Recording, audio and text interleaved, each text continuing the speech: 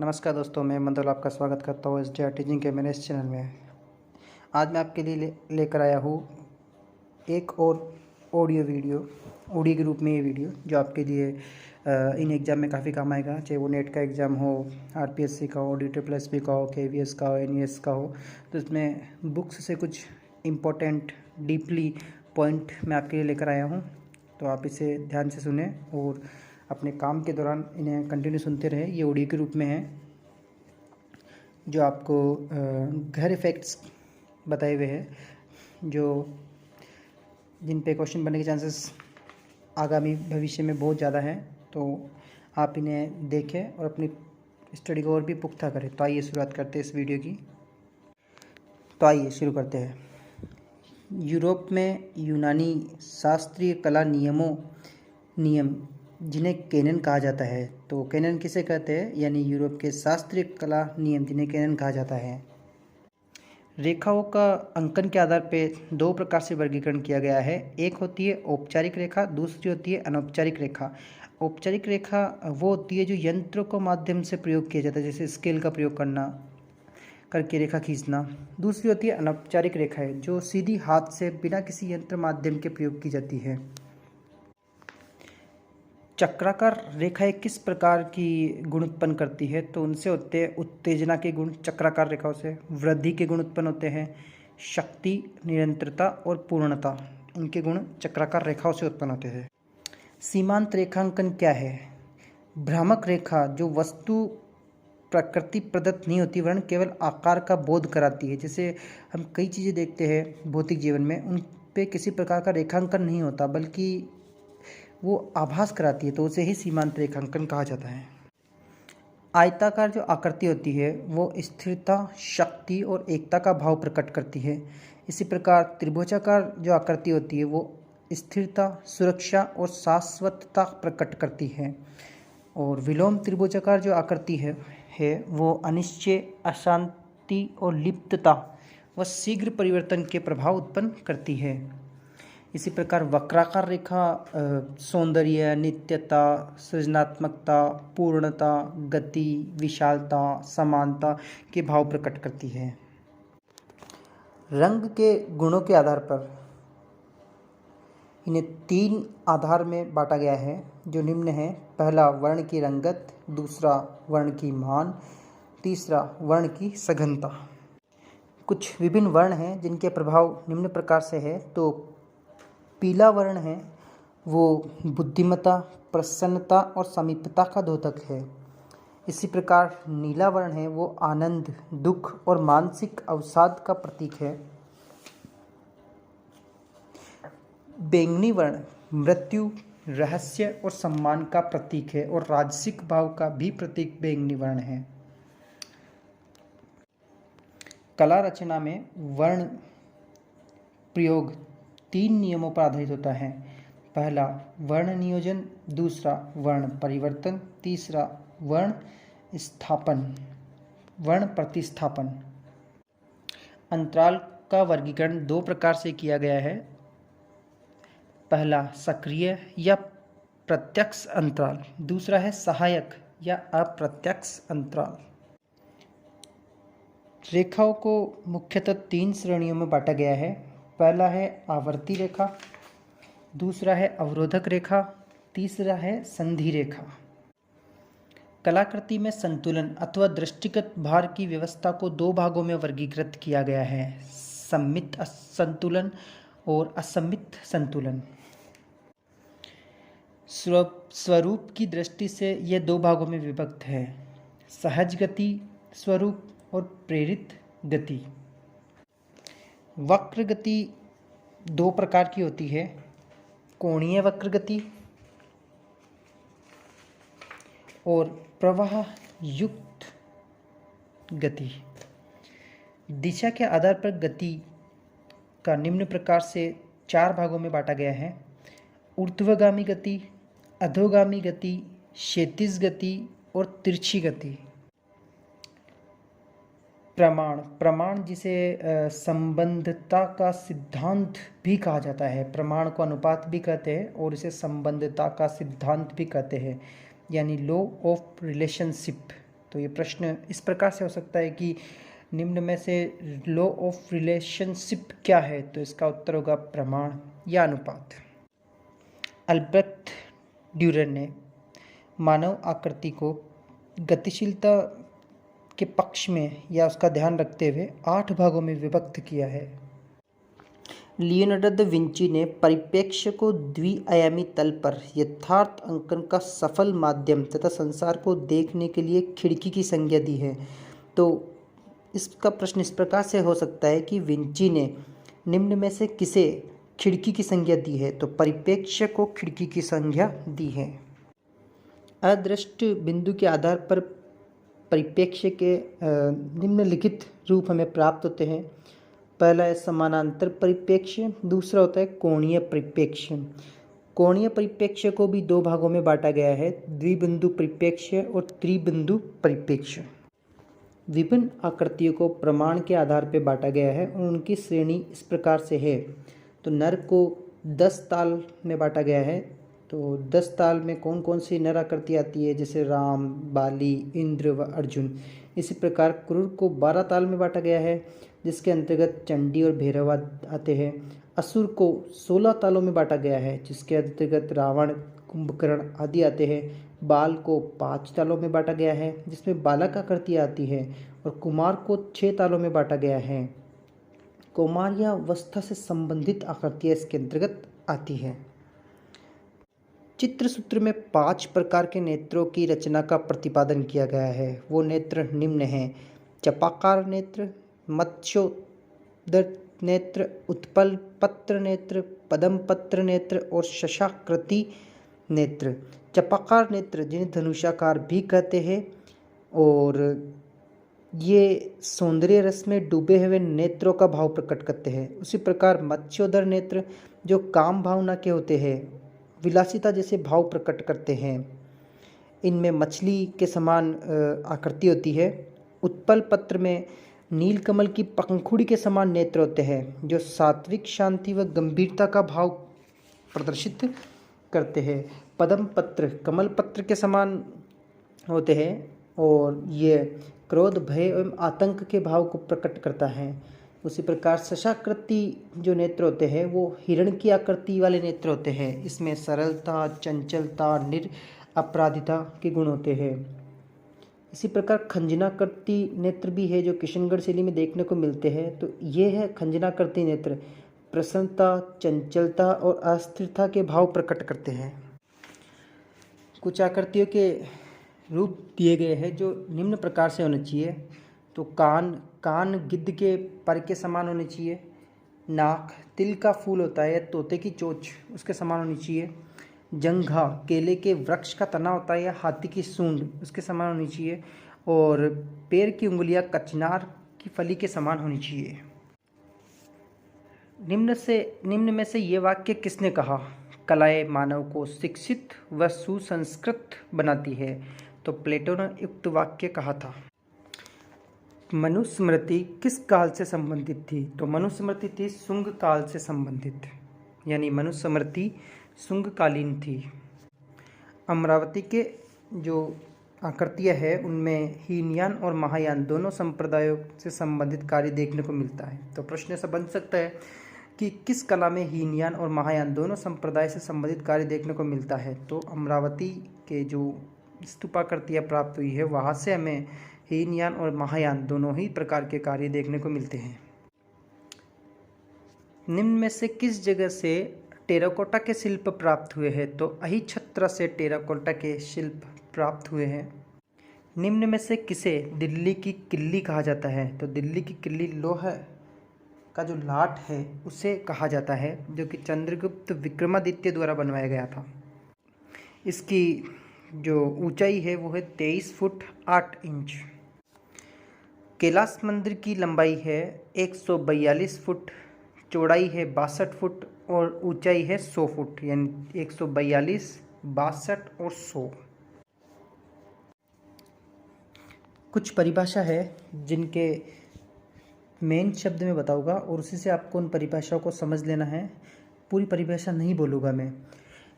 मैथिली शरण गुप्त द्वारा जो परिभाषा दी गई है उसमें कुशल शक्ति शब्द का प्रयोग किया गया है। यानी कुशल शब्द शक्ति शब्द का प्रयोग जहाँ पे आपको मिलता है समझ लेना वो मैथिली शरण गुप्त की परिभाषा है।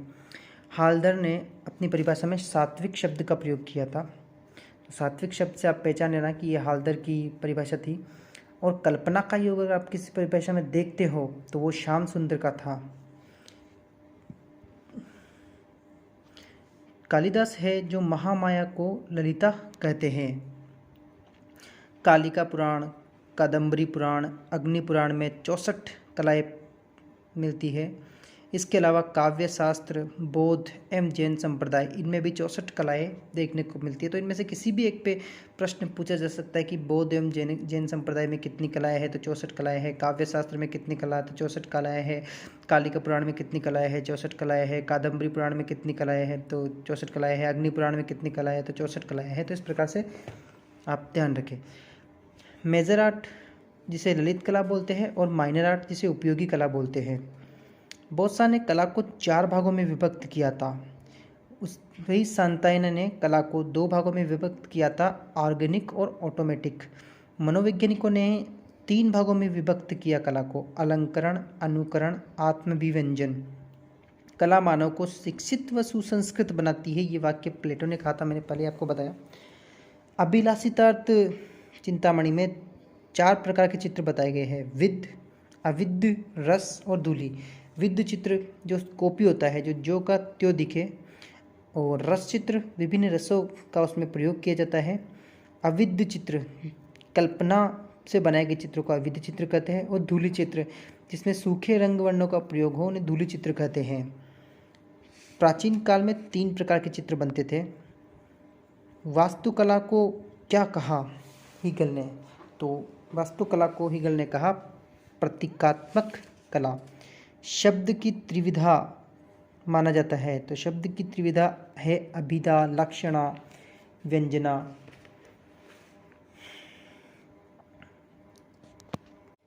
अभिनय के 4 प्रकार बताए गए हैं, आंगिक, वाचिक, आहार्य और सात्विक।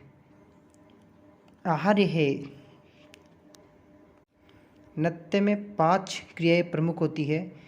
चरी नृत्य का प्रमुख अंग है पद संचालन। भरत मुनि ने 3 प्रकार का अभिनय बताया है, नवरस अभिव्यक्ति, स्थायी भाव और संचारी भाव। मुख राग 4 प्रकार के हैं। नृत्य 2 प्रकार के हैं, तांडव नृत्य जो पुरुषों द्वारा किया जाता है, लास्य नृत्य जो स्त्रियों द्वारा किया जाता है। जनजातीय कला में वृक्षिका की प्रधानता है। चीन में खस्मर कथा की प्रचुरता है जिसे चंद्रमा गति चक्र भी कहते हैं। स्पेन में नरवृषभ युद्ध प्रसिद्ध है। जनजातीय कला में मुड़िया जाति में सिर पर सींग लगाया जाता है और हथियारों को भी सजाते हैं। टोडा जनजाति है जो मिट्टी के बर्तन पर चित्र बनाती है। ज्वांग कंघी का आदान प्रदान करते हैं। कुकी मृत व्यक्ति के साथ कंघी भी दफनाई जाती है कुकी जनजाति में। संथाल जनजाति थे जो डोली को सजाते थे चित्रों से। गंजम सुंदर चित्र बनाते थे। चेचू पेड़ का चित्र बनाते थे। सोरा लाल रंग पर सफ़ेद रंग से चित्र बनाते थे। ये काफ़ी डीपली विकल्प है, आप इन्हें एक बार सुन ले, बस इतना ही काफ़ी होगा, 1 या 2 बार। राजस्थान में व्याधि के कारण बने चित्रों को ओका नौका कहते हैं। और टोटम स्तंभ, घर के बीच लकड़ी का स्तंभ होता है उसे टोटम स्तंभ कहते हैं। राजस्थान में होली और दीपावली में मोर या खजूरी प्रमुख है। कोनायन नागा द्वारा युद्ध नृत्य प्रसिद्ध है इनका। मौखिक साहित्य फोकलोर, विलियम थॉमसन ने मौखिक साहित्य को फोकलोर कहा था। शरीर रचना का उत्तम माप है उत्तम नवताल। 1964 वाराणसी सीरीज में राजकुमार ने केरिया की बुनियाद रखी और ट्रक सीरीज भी इनकी सीरीज थी। तो इसमें थोड़ा पढ़ने में मिस्टेक हो गया। 1964 में वाराणसी सीरीज ने राम कुमार के करियर को बनाया था, यानी इनकी करियर का प्रमुख चित्र था वाराणसी सीरीज। इसके अलावा इनकी ट्रक सीरीज भी काफ़ी प्रसिद्ध हुई। अरस्तु ने उद्देश्य की दृष्टि से कला के 3 भेद किए: आचरण विषय कला, ललित कला और उदार कला। कला ईश्वर कृति के प्रति मानव आह्वान की अभिव्यक्ति है। अगर आपको मानव आह्वान शब्द मिलता है तो समझ लो इस वाक्य को रस्किन ने लिखा है। तो जब भी आप कोई परिभाषा पढ़ते हो, उसे याद करने की कोशिश करते हो, तो पूरी परिभाषा को याद ना करें, उसके मोस्ट इम्पोर्टेंट फैक्ट को देखें और उसे याद कर लें। चित्रलक्षण जो कि नग्नजित द्वारा लिखी गई, तो इस चित्रलक्षण में 3 अध्याय बताए गए हैं चित्रकला से संबंधित। इसमें 1146 पंक्तियां हैं। प्रथम अध्याय में चित्रकला की उत्पत्ति का कारण बताया हुआ है, द्वितीय अध्याय में चित्र सृष्टि का इतिहास और तृतीय अध्याय में चित्र रचना के नियम दिए गए हैं। एक चित्रलक्षण जो कि नग्नजित ने बनाई थी, उसी प्रकार एक और चित्रलक्षण है जो श्री कुमार द्वारा लिखी गई है, और यह 16वीं शताब्दी में श्री कुमार नामक आचार्य ने शिल्प रत्न नामक एक शिल्प शास्त्रीय ग्रंथ की रचना की थी। इसके प्रथम भाग में 46वां अध्याय है जो चित्रलक्षण के नाम से है। इस ग्रंथ को शिल्प शास्त्रों का द्रविड़ परंपरा में माना जाता है। तो ये प्रश्न बन सकता है कि किस ग्रंथ को शिल्प शास्त्रों की द्रविड़ परंपरा में माना जाता है। तो यह है चित्रलक्षण जो कि श्री कुमार कृत है। यह एक किताब नहीं थी, बल्कि यह मात्र एक अध्याय था चित्रलक्षण नाम से। तो ये किसने लिखा? श्री कुमार ने से लिखा था। सामंजस्य के आधार पर रेखाओं को 6 भागों में बांटा गया है,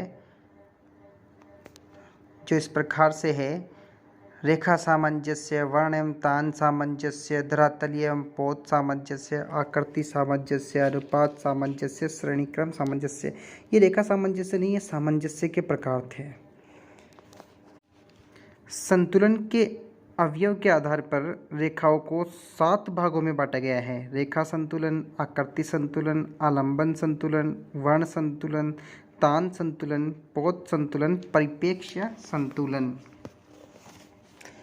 वैकल्पिक अनुक्रम क्या है? तो वैकल्पिक अनुक्रम है आरोह एवं अवरोह अथवा छोटे और बड़े आकारों के विचारों से आकृति को वैकल्पिक अनुक्रम में अंकित करना।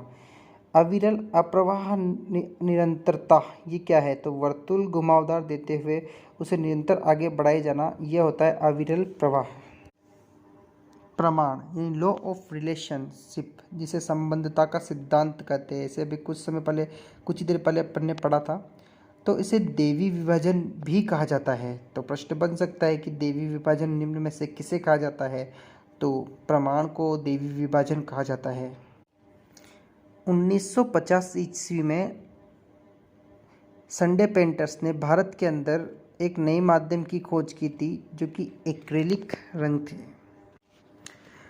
टेराकोटा शब्द टेरा धन कोटा 2 शब्दों से मिला है, जिसमें टेरा का अर्थ है मिट्टी और कोटा का अर्थ है जलाना या पकाना।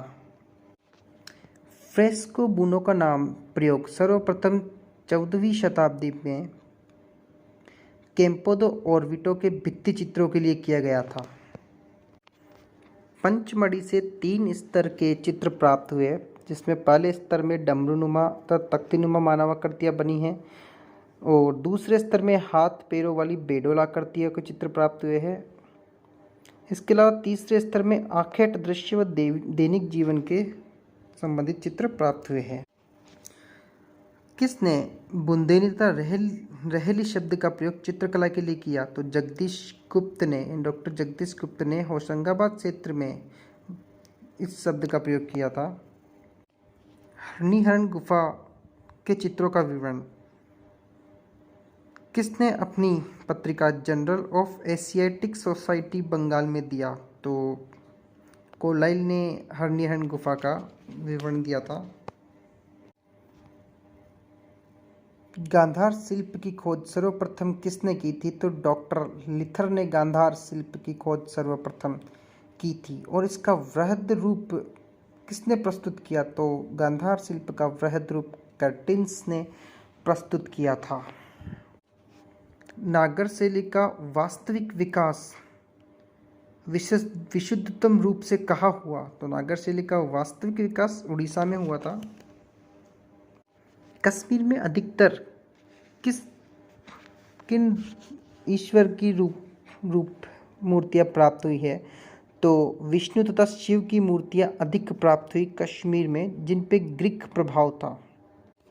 हड़प्पा से प्राप्त मोहरों का साइज क्या था? तो हड़प्पा से प्राप्त मोहरों का साइज था 1.2 इंटू 0.5 और 1.5 से 0.1। किस विचारक के अनुसार जोगीमारा गुफा के लेख 3री शताब्दी ईसा पूर्व के हैं? तो डॉक्टर ब्लख के अनुसार 3री शताब्दी ईसा पूर्व के लेख है जोगीमारा गुफा के। काला रंग कैसे बनाया जाता था? तो हर्रा नामक फल, जिसे मायरोबालन भी कहते हैं, तो इससे काला रंग तैयार किया जाता था। जेम्स फर्ग्यूसन ने 1819 में अजंता की गुफाओं की यात्रा की थी और 1824 में लेफ्टिनेंट जेम्स ई अलेक्जेंडर ने इन गुफाओं पर चाक्षुष विवरण प्रस्तुत किया था। 1839 में लेफ्टिनेंट ब्लेक ने इसका विश्वसनीय वर्णन बॉम्बे कोरियर में प्रकाशित कराया था। प्रमुख गुफाएं और उनके प्रसिद्ध चित्र। गुफा संख्या 1 से मार विजय का चित्र प्राप्त हुआ। इसके अलावा वज्रपाणी, शिवी जातक, नागराज, शंखपाल, श्रावस्ती का चमत्कार, महाजनक की कथा आदि चित्र गुफा संख्या 1 से प्राप्त हुए। गुफा संख्या 2 से माया का स्वप्न प्राप्त हुआ और इसी गुफा संख्या 2 में दया याचना का चित्र भी प्राप्त हुआ। गुफा संख्या 2 में वैराग्य सूचक साधु का चित्र प्राप्त हुआ। गुफा संख्या 2 में सर्वनाश चित्र प्राप्त हुआ। गुफा संख्या 2 में विदुर पंडित जातक चित्र प्राप्त हुआ और गुफा संख्या 2 में ही झूला झूलती राजकुमारी के चित्र प्राप्त हुए। इसी प्रकार से गुफा संख्या 9 में स्तूप पूजा वाला एक विश्व प्रसिद्ध चित्र प्राप्त हुआ और इसके अलावा 2 नागपुरुष बैठे हुए ये चित्र भी गुफा संख्या 9 से प्राप्त हुआ। गुफा संख्या 10 जिसे चैत्य गुफा भी कहते हैं, यह सातवाहन काल में निर्मित हुई थी। तो गुफा संख्या 10 से छदंत जातक की कहानी प्राप्त होती है, जिसे गुफा संख्या 17 में भी चित्रित किया गया था। इसके अलावा गुफा संख्या 10 से शाम जातक की कहानी चित्र मिलती है, जो कि श्रवण कुमार से जुड़ी हुई कहानी थी शाम जातक की। इसी प्रकार गुफा संख्या 16 से सुजाता की खीर और नंद की दीक्षा चित्र प्राप्त होता है। गुफा संख्या 17 से मृग जातक और सिंघल लावदान की कथा के चित्र प्राप्त हुए हैं। विषय की दृष्टि से अजंता की चित्रावली को 3 प्रमुख भागों में बांटा जा सकता है: अलंकारिक, रूपभेदिक और वर्णनात्मक चित्र। बाघ की गुफाओं को किस सन में राष्ट्रीय स्मारक घोषित किया गया? तो 1951 में बाघ की गुफाओं को राष्ट्रीय स्मारक घोषित किया गया था। बाघ गुफाओं को अजंता गुफा संख्या 1 व 2 के समकालीन माना गया है। इन गुफाओं का निर्माण काल विद्वानों ने 5वीं सदी से 7वीं सदी तक माना गया है। तो समय और गुफा संख्या दोनों याद रखनी है इसको लेकर के। बाघ गुफा का जो तीसरा चित्र है वो है 6 व्यक्तियों का समूह आकाश में विचरण करते हुए। इसके अलावा बाघ गुफाओं का जो चौथा चित्र है वो गायिकाओं का है और 5वां चित्र घुड़सवार का है। छठा चित्र हाथियों का एक जुलूस है, जो कि बाघ की गुफाओं से प्राप्त हुए। कैलाशनाथ की मंदिर योजना में किस शैली का अनुकरण किया गया है? तो कैलाशनाथ की मंदिर योजना में पट्टादक काल में स्थित विरूपाक्ष शैली का अनुकरण हुआ है। लामा तारानाथ ने किसे पूर्व की शैली कहा? तो पाल शैली को लामा तारानाथ ने पूर्व की शैली कहा। यक्ष शैली का प्रचलन किस सम्राट के समय में था? तो सम्राट अशोक के समय में यक्ष शैली का प्रचलन था। नागशैली की प्रसिद्धि किसके समय में हुई? तो नागशैली की प्रसिद्धि आ जा रही है नागार्जुन के समय में, तीसरी शती में रही थी। किसके काल के समय किशनगढ़ चित्रशैली की पतोन्मुखता शुरू हो गई? तो पृथ्वी सिंह के समय में किशनगढ़ पतोन्मुखता शुरू हो गई थी। खमसा निज़ामी, जिन्हें लैला मजनू की प्रेम लीला का वर्णन है।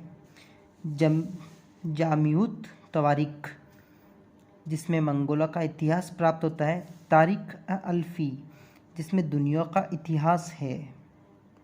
नादिर उल मुल्क, जिसे देश का आचार्य कहते हैं। तथा हुमायूं शाही, जो राज्य का शुभ या मंगल उपाधि है। ये उपाधियाँ अकबर के समय प्रदान की जाती थी। शैलीगत आधार पर पहाड़ी कलम विशेषतः दो धाराओं में बटी हुई है।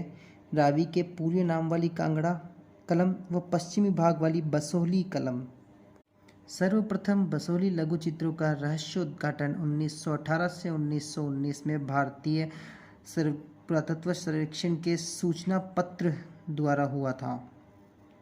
गुलेर शैली में राजा गोवर्धन सिंह के समय में घोड़ों के चित्र तथा रामायण वाले बड़े चित्र महत्वपूर्ण हैं।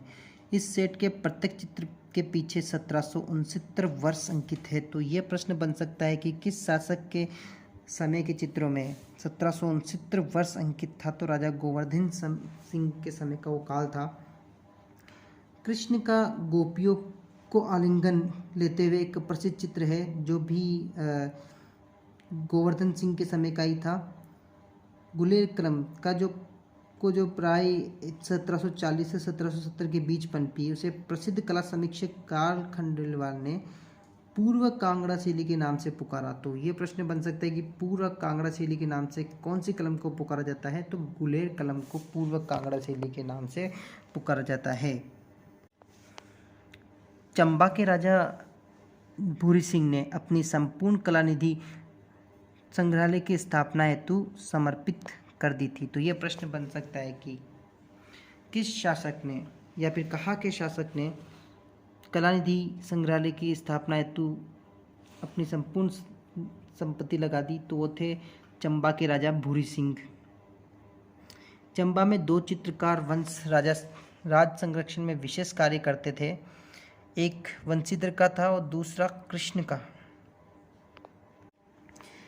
किस कलाकार ने त्रिपुर सुंदरी देवी का चित्र बनाया? तो सजनू ने त्रिपुर सुंदरी देवी का चित्र बनाया था। इसके अलावा सजनू ने हमीर हट्ट चित्रावली का भी चित्रण किया था। राजा ईश्वरी सेन को ये चित्रावली उन्होंने भेंट की थी। मंडी शैली की सचित्र रामायण की प्रति राष्ट्रीय संग्रहालय नई दिल्ली में सुरक्षित है।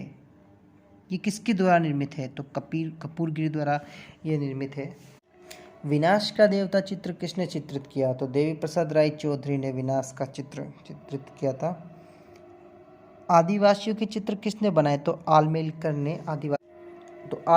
ने आदिवासियों के चित्र बनाए थे। श्रृंगारप्रक पारंपरिक चित्रकला के सिद्धहस्त कलाकार कौन थे? तो अब्दुल रहमान चगताई थे। समकालीन भारतीय चित्रकला के महत्वपूर्ण हस्ताक्षर लक्ष्मण पे के चित्रों में है। निम्न में से कौन सा ऐसा कलाकार है जो कश्मीरी भाषा के कवि एवं उपन्यासकार भी थे? तो जी.आर. संतोष थे। किस गुफा से त्रिशूल तथा गदा के समान आयुध भी चित्रित है? तो सेंटियन गुफा से ये चित्रित है। एक जंगली गधा जो पीछे मुड़कर देख रहा है, ये चित्र कहाँ का है? तो ये चित्र लिवांजो गुफा का है। मिस्र के कारीगरों को हेमूत कहा जाता है। तो इस कारीगरों में जो हेमूत शब्द प्रयोग हुआ है, उसमें हेमू का अर्थ क्या है? तो उसका अर्थ है कार्य। समाधि गृह और अंतःकक्ष के भित्तियों के अलंकरण चित्रकला महत्वपूर्ण कब हुई? तो यह थीनी युग, जो कि प्रथम और द्वितीय राजवंश था, उस समय में हुई थी। ईरान का प्राचीन नाम क्या था? तो ईरान का प्राचीन नाम उर था, जिसे इब्राहिम का नगर भी कहते हैं। किस काल में मकबरे बहुत बने? तो नव सुमेरी काल में मकबरे बहुत बने हैं। किसके काल में चमकदार पॉलिश की हुई ईंटों का प्रयोग हुआ जो रंगीन होती थी? तो नेबूचादनेस्सर के समय में हुआ था। क्रीट की कला की विशेष उन्नति कब हुई? तो द्वितीय प्रासाद युग के समय में क्रीट की कला की विशेष उन्नति हुई थी। एरेनिया के नाम से विख्यात प्राइसिला के एक मेहराब में तृतीय सदी का कुमारी तथा शिशु का अत्यंत शत विकसित चित्र उपलब्ध हुआ है। रोमन साम्राज्य को कब राजकीय धर्म घोषित किया गया? तो 313 ईस्वी में राजकीय धर्म घोषित किया गया था रोमन साम्राज्य को। ओलंपिक खेलों का प्रारंभ कब हुआ? तो 776 ईसा पूर्व में ओलंपिक खेलों का प्रारंभ हुआ था। किस चित्रकार ने सर्वप्रथम छाया प्रकाश का प्रयोग किया? तो अपोलोडोरस ने सर्वप्रथम छाया प्रकाश का प्रयोग किया। यूनान में एथेंस ही चित्रकला का केंद्र था। यूनानी कला में फिदियास नामक कलाकार द्वारा निर्मित एथेना एक्रोपोलिस में जूस की प्रतिमा ओलंपिया में स्थापित की गई थी। जूस की प्रतिमा का साइज कितना था? तो जूस की प्रतिमा का साइज था 35 फुट तथा एथेना की 40 फुट से अधिक ऊंची थी यह मूर्ति। हेलेनिस्टिक चित्रकला के महान आचार्यों में एपिलिस का नाम बहुत महत्वपूर्ण था। हेलेनिस्टिक युग में सिकंदर का मणिकुट्टिम चित्र प्राप्त हुआ। किसे आधुनिक कला के जन्मदाताओं में से एक माना जाता है? तो मैसेच्यू को माना जाता है। मनोवैज्ञानिक प्रवृत्ति का महत्वपूर्ण चित्रकार कौन था? तो फ्रा एंजेलिको था। पाओलो चेलो को प्राचीन ग्रंथों में क्या कहा गया है? तो पाओलो चेलो को परिप्रेक्ष्य का आविष्कर्ता कहा गया है। और परिप्रेक्ष्य का आचार्य किसे कहा गया है? तो आंद्रिया देल कास्ताना को परिप्रेक्ष्य का आचार्य कहा गया है। संत पीटर के प्रसिद्ध चर्च का प्रधान वास्तुशिल्पी कौन था? तो पीटर का जो चर्च था उसका प्रधान वास्तुशिल्पी था माइकल एंजेलो बोरोनेटी। और रेफेल का जन्म उर्बिनो में हुआ था। उसके पिता जो कि प्रसिद्ध चित्रकार थे उनका नाम क्या था? तो जियोवानी सांटी उनके पिता थे, जो स्वयं एक प्रतिष्ठित चित्रकार थे। सैनिक का स्वप्न जो चित्र है ये रेफेल द्वारा बनाया गया है। और जूलियो रोमानो ने रेफेल के अधूरे चित्र जिसे करते हुए रेफेल की मृत्यु हो गई थी उसे पूर्ण किया था। उस चित्र का नाम क्या था? तो उस चित्र का नाम था दिव्य शरीर का धारण करना, ईसा का दिव्य शरीर का धारण करना। इसके अलावा रेफेल ने सर्वाधिक मैडोना के चित्र बनाए हैं।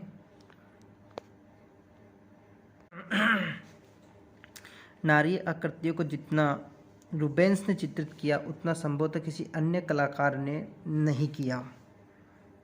यानी नारी चित्रों का सर्वाधिक चित्रण रूबेंस ने किया था।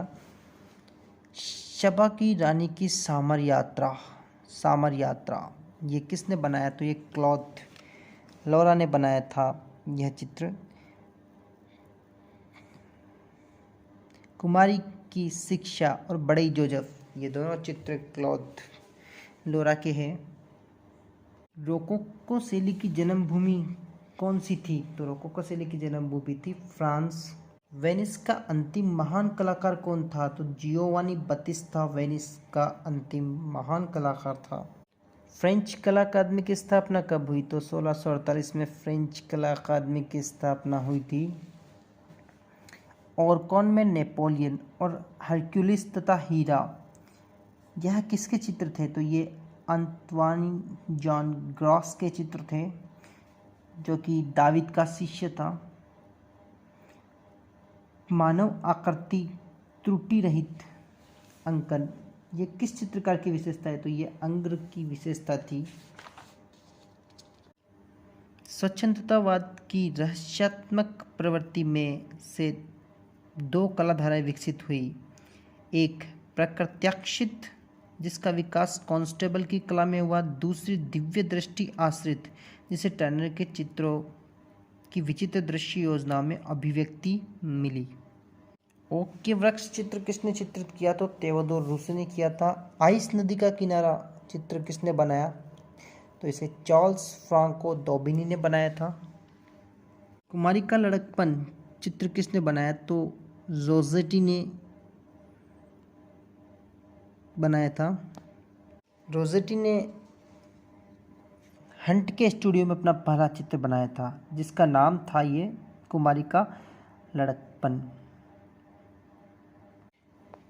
प्रभाववादी कलाकारों को अन्य किस नाम से जाना जाता है? तो बातीन्याले कलाकार के नाम से प्रभाववादी को जाना जाता है। प्रभाववाद की 8 चित्र प्रदर्शनियां लगी थी। गोंगवा के विचारों से कुछ नवीन कलाकारों को, जो स्वयं को नाबी कहलाते थे, प्रेरणा मिली। नाबी शब्द का अर्थ है भविष्यवेता। यह नाम इन कलाकारों को कवि काजाली ने दिया था। इसके अंतर्गत रूसो, बियार, मोरिस और डेनी, बोनार, वोलोतो, रुसेल सम्मिलित थे।